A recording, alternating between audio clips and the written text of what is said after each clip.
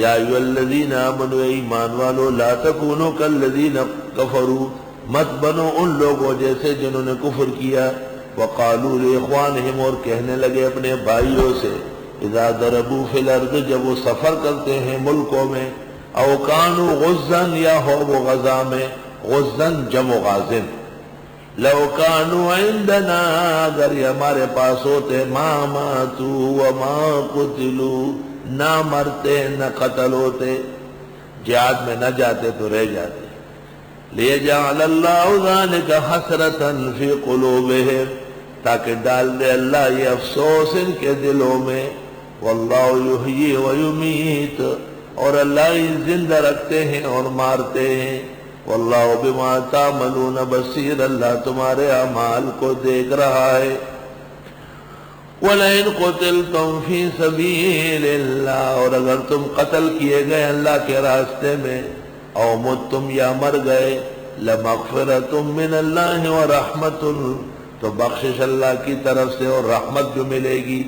خیر بہتر ہے، مما یجمعون ان مال سے جو یہ جمع کریں گے، یہ زندہ رہ کے مال کمائیں گے نا، زمینیں خریدیں گے، باغات مکانات، تو جو مجاہد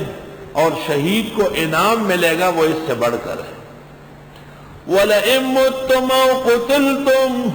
اور اگر تم مر گئے یا مارے گئے، لَإِلَى اللَّهِ تُحْشَرُونَ یقیناً اللہ کی طرف جمع کیے جاؤ گے۔ تفسیر روح المعانی میں اس جگہ حضرت حسین کی طرف منسوب ایک شعر ہے، حضرت حسین رضی اللہ عنہ ایک شعر پڑھتے ہیں، اذا كانت الابدان للموت انشئت جب یہ جسم اور بدن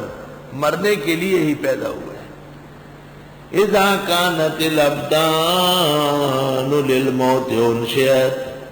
فقتل امرئ مسلم بالسيف والله افضل پھر تلوار سے کٹ کے مرنا بہتر ہے۔ اللہ اللہ، جب موت برحق ہے تو شہادت اس کا بہترین ذریعہ ہے۔